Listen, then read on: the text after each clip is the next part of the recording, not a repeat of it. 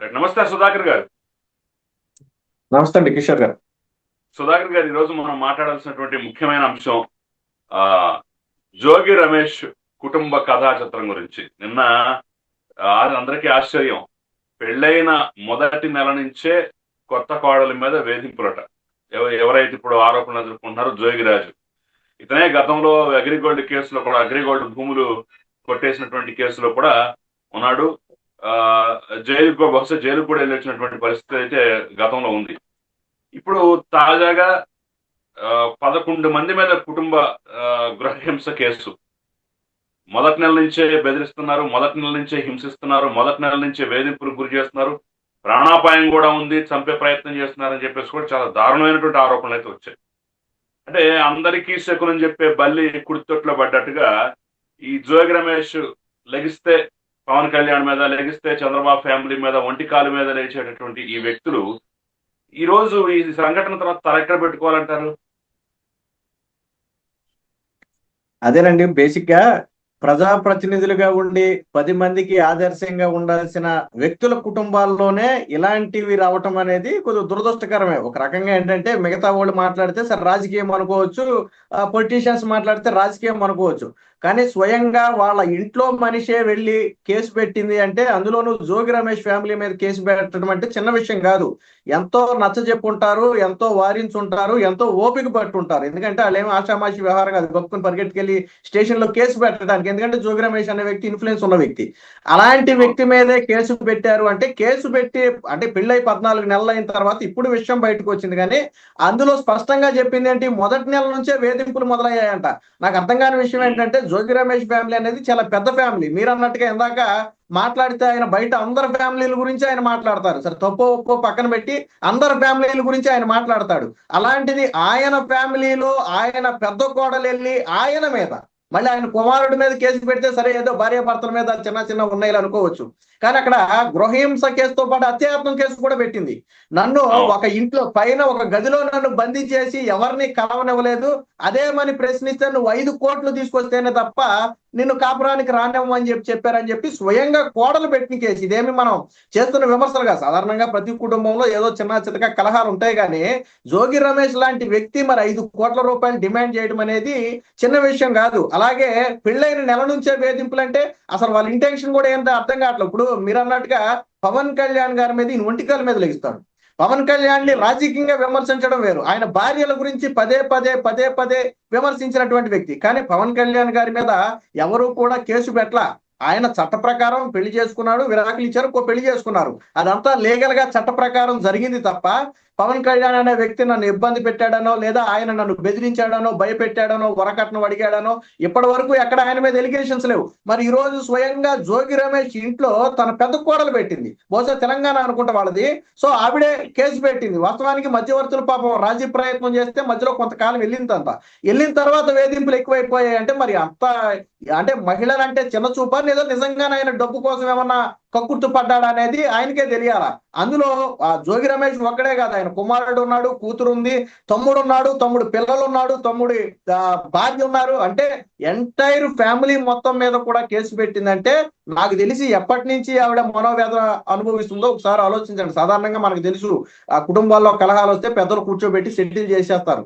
ఆ కోర్టులకి స్టేషన్లకి సాధారణంగా వెళ్ళనివ్వరు. ఏది చిన్న చిన్న కలహాలు అయితే, భార్యాభర్తలన్నా చిన్న చిన్న కలహాలు ఉంటాయి. కానీ ఇది కలహాలు కాదు, హత్యాయత్నం దాకా వెళ్ళిందంటే మరి జోగి రమేష్ ఈరోజు సమాధానం చెప్పాలి. ఆయన రాజకీయాల్లో ఉన్నాడు, ఆయన కుటుంబం గురించి, నా కుటుంబం గురించి మీకెందుకని ఆయన అంటే, పవన్ కళ్యాణ్ కుటుంబం గురించి ఆయన ఎందుకు మాట్లాడాడు కూడా ఆయన చెప్పాలా. ఈ రోజు అర్హత కోల్పోయాడు. సాధారణంగా చాలా మంది ఏమంటారంటే, మా కుటుంబాల్లో ఏముంటే మీరు దాన్ని లాగడం కరెక్ట్ కాదంటారు. ఎస్, అదే కరెక్ట్ అయితే పవన్ కళ్యాణ్ లాగటం కరెక్ట్ కానీ ఇక్కడ ఒక పాయింట్, ఇప్పుడు వాళ్ళ భార్యాభర్తల మధ్య మీరు చెప్పినట్టు కలహాలు అయితే మనం ఎవరు అల్లక్కర్లా, మనం ఎవరు లాగక్కర్లా. కానీ 5 కోట్లు డిమాండ్ చేశారు అనేది ఎంత దారుణమైన చర్య. ఈ రోజుల్లో కూడా అసలు కట్నం అనేది ఏంటి, అందుట్లో 5 కోట్లు తీసుకురమ్మని మొదటి నెల నుంచి వేధించడం ఏంటి, ఎంత దారుణం. దాంతోపాటు హత్యాయత్నం, ఈ రెండు పాయింట్లు వచ్చిన తర్వాత ఇక లాక్కుండా ఎలా ఉంటారు?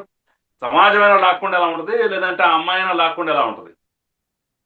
అంటే ఇప్పుడు జోగి రమేష్ గారు నిజంగా కట్నం కోసం పెళ్లి చేసుకున్నాడా, లేదా ఆయన కొడుక్కి ఒక భార్యను తీసుకొచ్చి ఇంట్లో ఒక ఆడ మనిషి వస్తే బాగుంటుందని చేసుకున్నాడో నాకు అర్థం కాల. నాకు ఆశ్చర్యం అనిపించింది 5 కోట్లు అడగటం అనేది నాకు ఆశ్చర్యం అనిపించింది. దాంతో పాటు ఒంటరిగా మహిళను పెట్టేసి వేధించే ప్రయత్నం చేయటం కావచ్చు. ఆయన ఎందుకు నన్ను వేధిస్తున్నారంటే 5 కోట్లు తీసుకురమ్మంటే జోగి రమేష్ కి ఏమైనా డబ్బులు తక్కువండి, ఆయన మంత్రిగా చేశాడు, ఆయన మీద అనేక అవినీతి ఆరోపణలు ఉన్నాయి, ఆయన కొడుకు స్వయంగా అగ్రిగోల్డ్ భూములు కొట్టేసే ప్రయత్నం చేసి దొరికిపోయాడు, మరి కోడలను కూడా 5 కోట్లు కట్నం తీసుకురమ్మని చెప్పి, ఇప్పుడు చిన్న చిన్న కుటుంబాల్లో అంటే పల్లెటూరు ఫ్యామిలీ అనుకోండి, వాళ్ళు 1,00,000-2,00,000 ఇస్తామని వచ్చుకుంటారు, అవి ఇవ్వలేదని కోపతాపాలు ఉంటాయి. కానీ జోగి రమేష్ లాంటి ఫ్యామిలీ తన కొడుక్కి పెళ్లి చేసిన నెల రోజుల నుంచే వరకట్నం వేధింపులు మొదలు పెట్టారంటే అసలు ఏ ఉద్దేశంతో? బహుశా జోగి ఫ్యామిలీ గురించి తెలిసి ఉండదు, లేకపోతే వాళ్ళు జోగి ఫ్యామిలీలోకి వెళ్లే ప్రయత్నం చేయరు. ఎందుకంటే ఆయన మీద గతంలో కూడా అనేక ఇదులు ఉన్నాయి. ఆయన లెగిస్తే మహిళా నేతల మీద కూడా మాట్లాడతాడు. ఆయన లెగిస్తే మహిళా నేతల మీద మాట్లాడతాడు. ముఖ్యంగా అనిత గారి మీద అనేక సందర్భాల్లో తీవ్ర స్థాయిలో విరుచుకుపడ్డాడు ఆయన. ఈ రోజుల్లో వాళ్ళ ఇంట్లో ఆడవాళ్ళకి రక్షణ లేదని చెప్పి వాళ్ళు కోర్టుల చుట్టూ, వాళ్ళు పోలీస్ స్టేషన్ల చుట్టూ తిరుగుతున్నారు అంటే వాళ్ళు నీతి బూతులు ఎలా చెప్తారని. గతంలో జగన్మోహన్ రెడ్డి గారు కూడా సేమ్, వాళ్ళ చెల్లికి తల్లికి ఆయన న్యాయం చేయడు, రాష్ట్రంలో ఉన్న ఆడపడుచులందరికీ నేను న్యాయం చేస్తాను అంటాడు. ముందు మన ఇల్లు చక్కదిద్దుకుని కదా మనం బయట మాట్లాడాలి. ముఖ్యంగా రాజకీయాల్లో ఉన్న వాళ్ళు తమ ఇంటిని చక్కదిద్దుకోవాలి. ఇప్పుడు జోగి రమేష్ తంతు కూడా అదే, వాళ్ళ ఇంట్లో గొడవలు ఉన్నాయి. ఇప్పుడు కాదు, ఎప్పుడో 2025 మేలో పెళ్ళయింది, అప్పటి నుంచి ఈ రోజు వరకు గొడవలు ఉంటే ఈ రోజు వరకు జోగి రమేష్ అనే వ్యక్తి ఎందుకు దాన్ని సెటిల్ చేసే ప్రయత్నం చేయలేదు? ముఖ్యంగా మొదటి పేరు భర్త తర్వాత జోగి రమేష్ పేరు అందులో పెట్టారు అంటే జోగి రమేష్ పాత్ర లేకపోతే ఎందుకు పెడతారు? నేనేమంటానంటే ఒకవేళ భార్య భర్తల మధ్య మనస్పర్ధలు ఉన్నాయనుకోండి, జోగి రమేష్ నిజంగా ఆ అమ్మాయికి అండగా నిలబడి ఉంటే ఈ రోజు పేరులో వాళ్ళ అత్తగారి మాంగారి పేరు పెట్టేది కాదు, జోగి రమేష్ పేరు కావచ్చు, వాళ్ళ భార్య పేరు కావచ్చు, ఆ కేసులో పెట్టేది కాదు. ఏది మొదటి నుంచి మీరు ఆ అమ్మాయికి అండగా నిలబడి ఉంటే. కానీ మీరు కూడా వేధిస్తున్నారు కాబట్టే కదా కుటుంబ సభ్యులు మొత్తం పేర్లు పెట్టింది. వాళ్ళ తమ్ముడి పేరు కూడా పెట్టిందంటే ఎంత వేధింపు, కుటుంబం నుంచి ఎంత వేధింపులు ఎదుర్కొని ఎన్ని అవమానాలు ఎదుర్కొంటే ఈ రోజు పెట్టుంటుందండి. మరి ఈ రోజు వీళ్ళు రాజకీయాల్లో ఉన్నారు, వీళ్ళు బయటకు వచ్చి ఏం మాట్లాడతారు? ఇప్పుడు ప్రజలు ఖచ్చితంగా అడుగుతారు. ఇప్పుడు మీ బోటోడు నా బోటోడు 4 కోళ్ల మధ్య ఏదైనా జరిగితే అది ఎవరికి బయటోడికి సంబంధం ఉండదు. కానీ ఓపెన్ గా వాళ్ళ ఇంట్లో మహిళ వెళ్ళిపోయి కేసు పెట్టడమే కాకుండా వాళ్ళ కుటుంబం మొత్తం మీద అత్యాయత్నం కేసు పెట్టినప్పుడు కూడా ఖచ్చితంగా దీని మీద రెస్పాండ్ అవుతారు. దీనికి ఆయన సమాధానం చెప్పాలా. ప్రజా జీవితంలో ఉన్నాడు, ఇది నా కుటుంబ వ్యవహారం మీకెందుకులే అనడానికి లేదు. ఆయన పెట్టిన కేసు, వాళ్ళ మీద పెట్టిన కేసు వరకట్న కేసులతో పాటు అత్యాయత్నం కేసు. ఏమో వీళ్ళు ఏ ప్రయత్నం చేశారో రేపు పొద్దున పోలీసుల ఇన్వెస్టిగేషన్ లో బయటకు వస్తుంది, లేదా ఏదైనా చార్జ్ షీట్ వేస్తే వీళ్ళు చేసిన వేధింపులు ఏంటో బయటకు వస్తాయి. సో కుటుంబ సభ్యులు కూడా ఈ రోజు ఆ అమ్మాయి కేసు పెడుతుంటే అటు తరపు కుటుంబ సభ్యులు కూడా అడ్డుకోవాలి. ఆ అమ్మాయి తరపునే నిలబడ్డారు. ఎందుకని? వాళ్ళు కూడా ఓర్చారు. ఇప్పుడు ఒక అమ్మాయి వాళ్ళ ఇంటికి పంపినప్పుడు ఎంతకాలం మట్టికి వేధింపులు, ఏ ఇంట్లో ఆడపిల్లని వేధిస్తే మట్టికి ఎవరు ఊరుకుంటారండి? జోగి రమేష్ గారు నీతులు చెప్పే జోగి రమేష్ గారి ఇంట్లో ఈ రోజు ఈ గొడవ అంటే కర్మ అనేది ఒకటి ఉంటుంది అంటారు. అదే గతంలో జగన్మోహన్ రెడ్డి కూడా అదే విధంగా మాట్లాడేవాడు. తర్వాత వాళ్ళ కుటుంబాన్ని పట్టించుకునే పరిస్థితి లేదు. ఈ రోజు జోగి రమేష్ లెగిస్తే పవన్ కళ్యాణ్ గురించి ఎన్నికల సమయంలో ఎంత దారుణమైనటువంటి కామెంట్ చేశాడు పవన్ కళ్యాణ్ గురించి, ఆయన భార్య. అంతేందుకండి, నిండు అసెంబ్లీలో భువనేశ్వర్ గారి గురించి కామెంట్ చేయలేదు వీళ్ళు. ఏ రోజైనా ఎవరైనా ఖండించారా? నిండు అసెంబ్లీలో భువనేశ్వర్ గారి గురించి కామెంట్ చేసినప్పుడు వీళ్ళు పెద్ద మనుషులుగా ఉన్నప్పుడు ఖండించాలి కదా. తప్పు, భువనేశ్వర్ గారికి సభకి సంబంధం లేదు, మనం మాట్లాడటం తప్పు. ఆ రోజు సభ నుంచి రికార్డులు రిమూవ్ చేసి మనం బహిరంగ క్షమాపణ చెప్పాలని ఎవరైనా మాట్లాడారా? జగన్మోహన్ రెడ్డితో సహా అందరూ పగలబడి నవ్వారు. మరి ఈ రోజు ఏళ్లలో జరిగితే ప్రజలు నవ్వరా? ఆ రోజు చంద్రబాబు గారిని విమర్శించి, వాళ్ళ కుటుంబాన్ని విమర్శించి, పవన్ కళ్యాణ్ కుటుంబాన్ని విమర్శిస్తే ఈ రోజు నీ కుటుంబంలో కర్మ అనేది ఏంటంటే ఇదే కర్మ అనేది. మనం ఏదైతే ఎదుటి వ్యక్తిని ఇబ్బంది పెట్టే ప్రయత్నం చేస్తామో, కించపరిచే ప్రయత్నం చేస్తామో, వ్యక్తిత్వానం చేస్తామో, ఈ రోజు అదే మనకు వచ్చి తిరిగి తగిలింది. ఇప్పుడు జగన్మోహన్ రెడ్డి పరిస్థితి ఏంటో జోగి రమేష్ పరిస్థితి కూడా అదే. కాకపోతే ఏంటంటే జగన్మోహన్ రెడ్డి ఈ వేధింపులు బీసీ కార్డు తీస్తారంటారా? దీని మీద కూడా బీసీ కార్డు తీసి బలహీన వర్గాలకు చెందినటువంటి జోగి రమేష్ ని ఈ రకంగా వేధిస్తున్నారని చెప్పేసి దీన్ని కూడా అందరికీ చుట్టే ప్రయత్నం చేస్తారంటారా?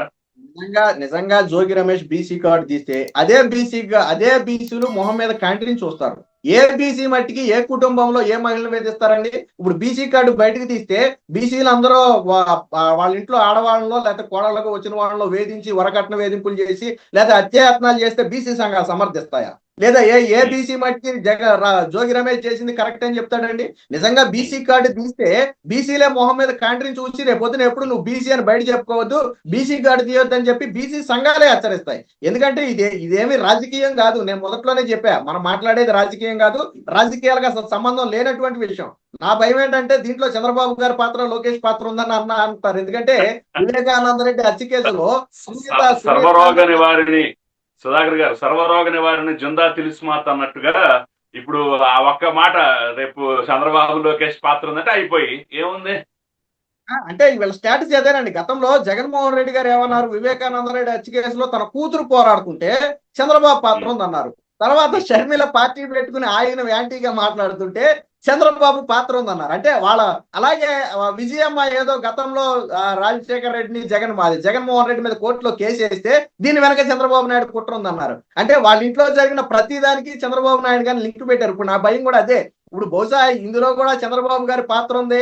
ఈ రోజు ఆ అమ్మాయి వెళ్ళి కేసు పెట్టడం వెనక చంద్రబాబు గారి పాత్ర ఉందంటే ఒకవేళ సంబంధం చంద్రబాబు గారు కుదిర్చారేమో ఆయనే చెప్పాలి. ఒకవేళ చంద్రబాబు గారు కుదిర్చిన సంబంధం జోగి రమేష్ గారు చేసుకుని ఉంటే చంద్రబాబు గారు బంధువు అండి, నేను తెలియక చేసుకున్నాను, ఈ రోజు ఆయన కుట్ర ఉందంటే నమ్ముతారు తప్ప ఆయన కావాలని పక్క రాష్ట్రంలో తెలంగాణ నుంచి చేసుకున్నాడు. ఆయన చేసుకున్న మొదటి నెల నుంచే వేధింపులు అంటే వాళ్ళ ఇంటెన్షన్ ఏంటో చూడండి. ఇప్పుడు పెళ్లి అయిపోయి 15 ఏళ్ళు అయ్యి పెద్ద పెద్ద పిల్లలు ఉండి ఏ పెళ్లిడు వచ్చిన పిల్లలు ఉంటే అది ఎవరు పెద్ద పట్టించుకోరు. కానీ పెళ్ళైన మొదటి నెల నుంచే వేధిస్తుంటే ఒకసారి మధ్యలో మధ్యవర్తిత్వం చేసి పంపిన తర్వాత కూడా ఆ అమ్మాయిని ఇంట్లో పెట్టి బంధించడమే కాకుండా నువ్వు 5 కోట్లు పట్టుకొస్తావా చస్తావా అని చెప్పి ఆ పేక మీద కత్తి పెట్టి బెదిరించడం అంటే జోగి రమేష్ అయినా ఖండించాలి కదా. సరే వాళ్ళ కొడుకు ఏదైనా తప్పు చేసాడు అనుకుందాం, పెద్ద మనిషిగా జోగి రమేష్ ఏం చేయాలి, ఆయన భార్య ఏం చేయాలి, ఇది పద్ధతి కాదు, మనం డిమాండ్ చేయడం ఏంటి, మన కోడల్ని మనం ఇబ్బంది పెట్టడం ఏంటని చెప్పి కంట్రోల్ చేయాల్సిన బాధ్యత అయిందా కదా. నేను అదే అన్న, ఆ రోజు కోడలకు అండగా నిలబడి ఉంటే ఈ రోజు జోగి రమేష్ పేరు స్టేషన్ లో ఉండేది కాదు. ఆ రోజు మా మామగారు నాకు అండగా నిలబడ్డారు, మిగతా వాళ్ళందరూ యాంటీ అయినా నాకు అండగా నిలబడ్డారని ఈ రోజు చెప్పేది. కానీ మీరే అండగా పెద్ద మనుషులుగా ఉండి తల్లిదండ్రుల ప్లేస్ లో ఉండి మీరే ఈ రోజు దీన్ని ప్రోత్సహిస్తే సభ్య సమాజానికి మీరే మెసేజ్ ఇచ్చినట్టు రేపొద్దున ఎవరిళ్లలో ఆ మహిళల గురించి మీరు మాట్లాడడానికి అర్హత ఉంటుంది చెప్పండి దీని గురించి.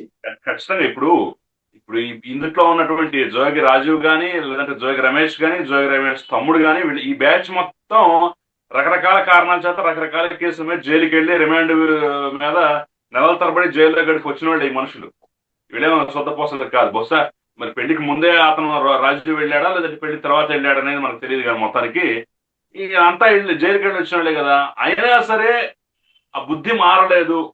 గృహహింస అంటే ఈ దేశంలో చాలా తీవ్రమైనటువంటి నేరం. ఎంతటి వాళ్ళనైనా సరే పోలీసులు తీసుకెళ్ళి లోపల పెడతారు. అది ఆడవాళ్ళ మగవాళ్ళని కూడా చూడరు అనేటటువంటి కనీస స్పృహ కూడా లేకుండా ఈ రకంగా వ్యవహరిస్తున్నారంటే ఎంత బరితెగింపు అనుకోవాలి దీన్ని. అంటే వీళ్ళ ఉద్దేశం ఏంటంటే మనకు పలుకుబడి ఉంది, మనకు పేరు ప్రతిష్టలు ఉన్నాయి, మనం దేన్నైనా వ్యవస్థలను మేనేజ్ చేయగలం కాబట్టి మన జోలికి ఎవరు వస్తారో వాస్తవానికి మిగతా వాళ్ళకంటే వీళ్ళు ఒళ్ళు దగ్గర పెట్టుకుని ఉండాలా. అరే మనం రాజకీయాల్లో ఉన్నామో మన కుటుంబంలో ఏదైనా ఎలిగేషన్ వస్తే ప్రజలు 10 మంది చూస్తూ ఉంటారు, మనకి రాజకీయంగా ఇబ్బంది అవుద్దని వీళ్ళకి స్పృహ ఉండాలా. వీళ్ళే అవన్నీ వదిలేసి మమ్మల్ని ఏం చేస్తారులే, మమ్మల్ని ఎవడు అడ్డుకుంటాడులే, మేము ఎవరిని వేధిస్తే మట్టికి మాకు ఎదురుగా ఎవరు నిలబడతాడులే అనే ఒక ఉద్దేశం తప్ప నిజంగా ప్రజా జీవితంలో ఉన్నవాళ్ళు జాగ్రత్తగా ఉండాలి. మిగతా వాళ్ళ కుటుంబాల్లో ఎలా ఉన్నా పక్కన నలుగురు చూస్తారు, కానీ వీళ్ళ జీవితంలో ఏదైనా జరిగితే రాష్ట్రం మొత్తం చూస్తుంది. ఈ విషయం వీళ్ళకి కూడా తెలుసు. అలాగే రాష్ట్రంలో ఉన్న అందరి గురించి మాట్లాడే ప్రతిభత మాటలు మాట్లాడే వీళ్ళు అరే మనం అందరి గురించి నీతులు చెప్తున్నాం, ముందు మన ఇంట్లో మనం జాగ్రత్తగా ఉండాలని కనీస ఇంగిత జ్ఞానం వాళ్ళకు ఉండాలి. అంటే వాళ్ళ ఉద్దేశం ఏంటంటే కేవలం అంటే వాళ్ళ ఇంట్లోకి ఆడపిల్ల రావటం అంటే కేవలం డబ్బులు తీసుకురావటమనో వాళ్ళకి సేవ చేయడానికే తప్ప ఒక మిగతా ఆడవాళ్ళలాగా ఇంట్లో సమాన హక్కులు కల్పించారు. నాకు ప్రధాన ఉద్దేశం ఏంటంటే ఆ అమ్మాయిని మిగతా వాళ్ళతో పాటు సమానంగా ఇంట్లో చూడలా. ఒక గదిలో పెట్టి బంధించారంటేనే దాని ఉద్దేశం ఏంటి, నువ్వు నాతో కలవద్దు, నువ్వు నాతో కలవద్దనే దాని ఇంటెన్షన్. నెల రోజుల పాటు పెళ్ళైన నెలకి ఎవరైనా ఇది ఉంటదండి, పెళ్ళైన నెల రోజుల్లోనే అలాంటి కుటుంబంలో జరిగితే లేదు తెలియక ఏదైనా జరిగింది, పొరపత్వలు వచ్చాయి, మధ్యవర్తిత్వంతో రాజీ చేసిన తరువాత అయినా ఉండాల్సింది పోయి 14 నెలల తర్వాత వాళ్ళు కేసు పెట్టారు. ఇదేమి నిన్న మొన్న పెట్టిన కేసు కాదు, 14 నెలల తర్వాత హత్యాయత్నం కేసు అనేది ఇందులో చాలా తీవ్రమైనది. గృహహింస చట్టం ఒక కేసు అయితే హత్యాయత్నం, నన్ను చంపబోయారు నిజంగా ఏదైనా ఒక ఆధారంగా రేపు పొద్దున ఆ అమ్మాయి కన్నా పోలీసుల ముందు ఉంచగలిగితే వాళ్ళ హత్యాయత్నం కేసులో ఖచ్చితంగా జైలుకే వెళ్ళాలి. నెక్స్ట్ వీళ్ళు జరిగేది అదే. ఆ అమ్మాయి గారు ఒక ఆధారం పోలీసుల ముందు ఉంచగలిగితే కుటుంబం జైలుకి వెళ్ళాలి. భర్తే కాదు, ఇప్పుడు జోగి రమేష్ ఆయన భార్య కూడా జైలుకి వెళ్ళాలి, జోగి రమేష్ తమ్ముడు కూడా జైలుకి వెళ్ళాల్సిన పరిస్థితి, తమ్ముడు భార్య తమ్ముడు పిల్లలు కూడా జైలుకి వెళ్ళాల్సినటువంటి పరిస్థితి. మరి ఇంత క్రూరంగా వ్యవహరించి వీళ్ళు 10 మందికి నీతులు చెప్పే స్థానంలో ఉండి ఇంత క్రూరంగా వ్యవహరించారంటే అంటే వీళ్ళ బుద్ధులేండి. నాకు నేను మొదట్లోనే చెప్పా, వీళ్ళ గురించి బహుశా తెలిసి ఉండదు. వాళ్ళ ఇంట్లోకి జోగి రమేష్ మనం ఏదన్నా ఒక పెళ్లి చేయాలంటే అటు 7 తరాలు ఇటు 7 తరాలు ఆలోచిస్తామంటారు. నిజంగా జోగి రమేష్ ఫ్యామిలీ ఏంటి అని ఒకవేళ ఆలోచించుంటే నాకు తెలిసి పిల్లని ఎవరు మీరు అన్నట్టుగా అనేక ఆరోపణలు ఉన్నాయి వాళ్ళ మీద. సరే ఇవన్నీ రాజకీయ ఆరోపణలు ఏమోలే అని బహుశా వాళ్ళు ఇస్తే ఇచ్చుండొచ్చు పిల్లని, రాజకీయాలు ఇవన్నీ కామన్ అని. కానీ ఇచ్చిన తర్వాత ఏమైంది, ఈ రోజు వాళ్ళ వాళ్ళ మైండ్ సెట్ ఏంటి, వాళ్ళ ఇంటెన్షన్ ఏంటి, వాళ్ళ విధానాలు ఏంటి, ఇదేనని చెప్పి ప్రపంచానికి అర్థమైంది కదా. రేపు పొద్దున ఇంకా వాళ్ళ ఇంట్లో పిల్లలు ఉన్నారు కదా, వాళ్ళకి పెళ్లిళ్ళు చేయాలి కదా. ఎవరు మాత్రం వస్తారండి? మొదటి కోడలనే ఈ రోజు ఇంత తీవ్రంగా వేధిస్తే రేపు పొద్దున వాళ్ళ ఇంట్లోకి పిల్లనివ్వడానికి, వాళ్ళ కుటుంబంలో పిల్లనివ్వడానికి ఎవరు ఇష్టపడతారు? ఎవరి మట్టికి దీన్ని బీసీ గార్డు తీస్తే ఎవరి మట్టికి దీన్ని సపోర్ట్ చేస్తారు? సో జోగి రమేష్ ఖచ్చితంగా దీనికి సమాధానం చెప్పాలి. చెప్పకపోతే ఆయన నిజమని ఒప్పుకున్నట్టే దీన్ని. ఖచ్చితంగా పాపం అనేది ఈ రూపంలో వెంటాడుతుంది, ఎప్పటికైనా సరే వెంటాడి తీరుతుందని చెప్పడానికి ఇది ఒక ఉదాహరణగా మనం తీసుకోవాలనుకుంటాం. ఖచ్చితంగా నేను అదే చెప్పా. గతంలో వీళ్ళు చేసిన పాపాలు ఒకసారి వీళ్ళు ఆలోచించుకోవాలి. ఆ రోజు మనం భువనేశ్వర్ గారిని అనగాని మాట్లాడినాం, లేదా వివేక కూతుర్ని మనం అనరాని మాట్లాడినాం, షర్మిలను మనం అనరాని మాట్లాడినాం. అరే మన కర్మగాలి ఈ రోజు మన ఇంట్లో ఏంటి ఇలా జరిగింది? ఆ పాపం ఏమన్నా మనకు తగిలిందా? మనం నోరు అదుపులో పెట్టుకోవాలా? పవన్ కళ్యాణ్ భార్యని ఎన్నిసార్లు మనం విమర్శించాం, పవన్ కళ్యాణ్ వ్యక్తిగత జీవితాన్ని. ఇవన్నీ వాళ్ళు ఆలోచించుకోవాలి. కర్మ అనేది, నేను అందుకని చెప్పా, కర్మ అనేది ఒకటి ఉంటుంది. టైం అంతే, టైం గ్యాప్ అంతే. కర్మ అనేది ఖచ్చితంగా తగులుతుంది. జగన్మోహన్ రెడ్డికి కావచ్చు, జోగి రమేష్ కావచ్చు. ఈ రోజు వాళ్ళ ఇళ్లలో వాళ్ళు తల్లి పేరు ఎత్తాలన్నా, చెల్లి పేరు ఎత్తాలన్నా, భార్య పేరు ఎత్తాలన్నా 1కి 10 సార్లు ఆలోచించుకోవాలి మొహం మీద. ఎందుకంటే ముందు నీ ఇంట్లో ఏం జరిగిందో చూసుకోరా అని చెప్పి మొహం మీద అడిగే పరిస్థితి ఈ రోజు ప్రజల్లోకి వచ్చింది. సో కాబట్టి వాళ్ళు చేసిన పాపాలే ఈ రోజు వాళ్ళ కుటుంబాలకు తగులుతున్నాయి. కాకపోతే ఏ కుటుంబంలో మనం జరగాలని కోరుకోవట్లా, జోగి రమేష్ కుటుంబంలో మనం జరగాలని కోరుకోవాలా. కానీ ఇది మనం చేసింది కాదు, స్వయంగా కోడలేలు పెట్టింది. అదే ఏ ప్రతిపక్షాలు లేకపోతే చంద్రబాబు గారు, లోకేష్ విమర్శించారనుకోండి, ఆ రాజకీయ విమర్శల్లో భాగమై ఉంటుందిలే అని చెప్పి మనం కొట్టేద్దాం. కానీ ఈ రోజు కేసు పెట్టింది ఎవరు? స్వయాన వెళ్ళి కోడలే కేసు పెట్టింది, పెద్ద కొడుకు భార్య కేసు పెట్టింది. మరి దానికి ఈ రోజు బాధ్యత తీసుకోవాల్సిన అవసరం ఖచ్చితంగా జోగి రమేష్ మీద, వాళ్ళ కుటుంబం మీద ఖచ్చితంగా ఉంది దీనికి.